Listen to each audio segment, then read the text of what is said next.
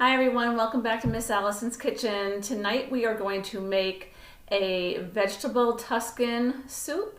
And so this is a little bit more complicated than what I usually do. I'm not baking today. So I have right now my pot has olive oil in it and it's getting ready for me to add the ingredients. Okay, so for my soup, we will start with about 1.5 tablespoons of olive oil in the pan. And you need to preheat, kind of make it nice and hot, so when you put your veggies in, it'll cook and make the veggies nice and tender.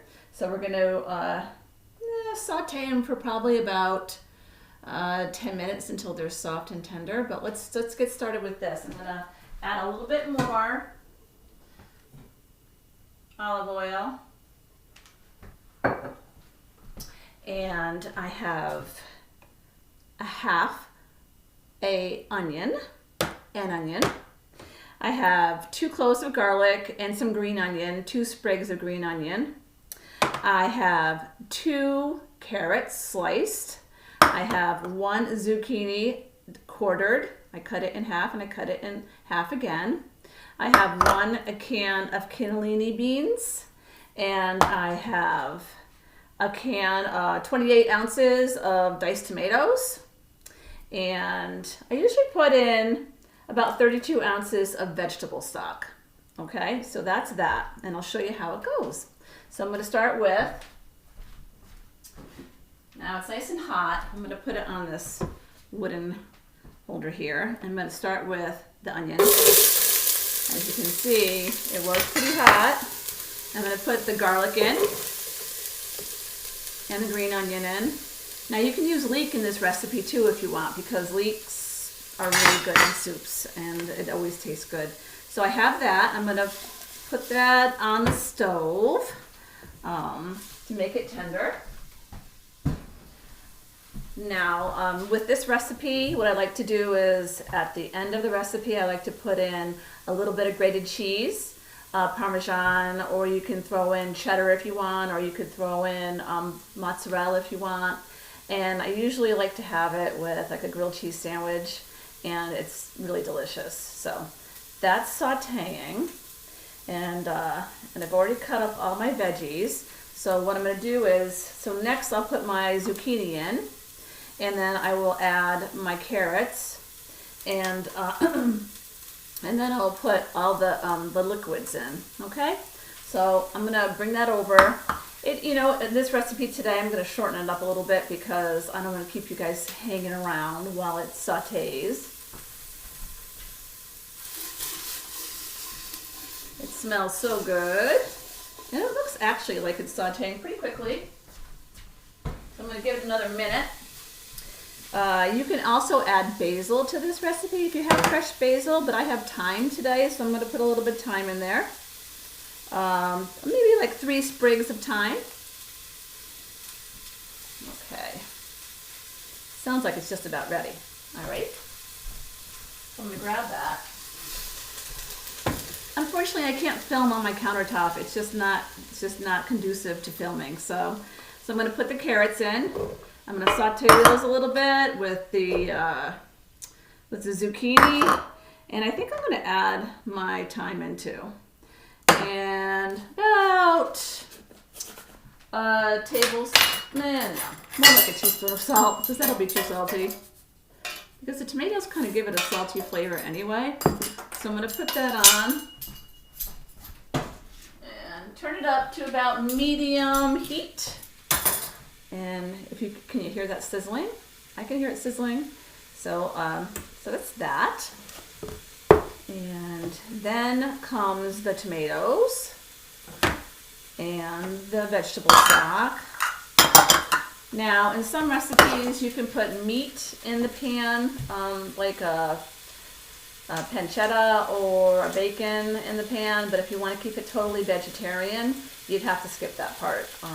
There's other alternatives though. You could actually add meatballs to this recipe if you wanted to add meat to the recipe. I know my family loves meat, so unfortunately they're not going to be as happy with this dinner tonight as I am, but Let me go grab that.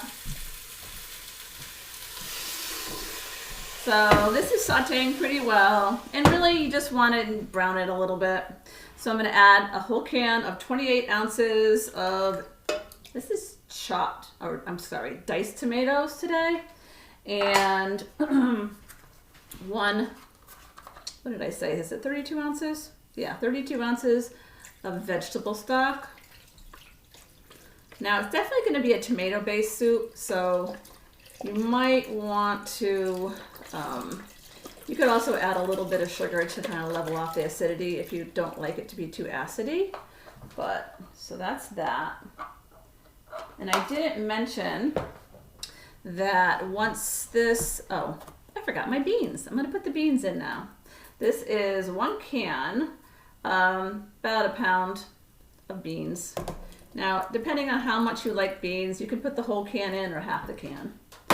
So this is going to cook on the stove for about 25 minutes. And oh, you can also put a basil leaf in there too if you want.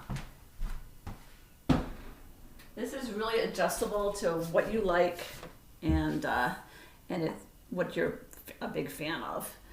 So after I cook it for about 25 minutes or so until all the vegetables are tender, I'm going to throw some kale in, and it's going to kind of like just kind of dissolve, kind of like just cook really super fast.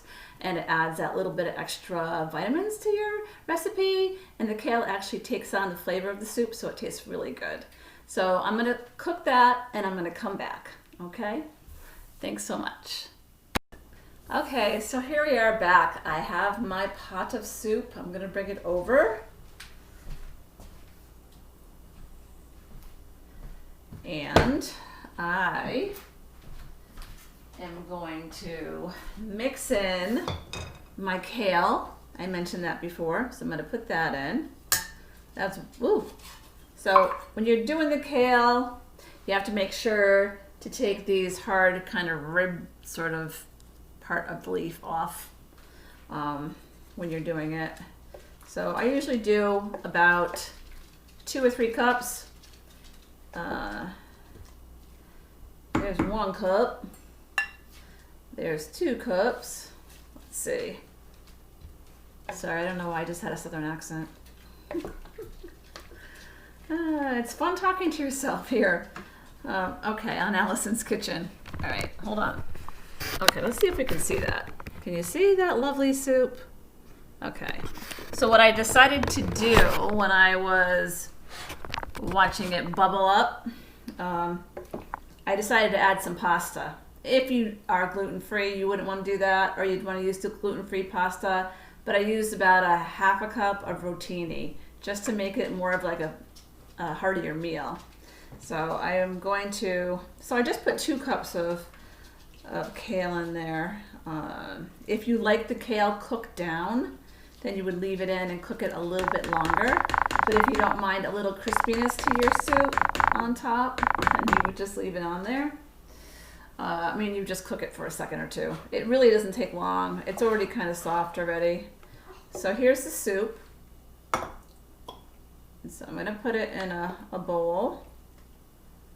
And I'm going to show you the finishing touches. It looks so healthy and good.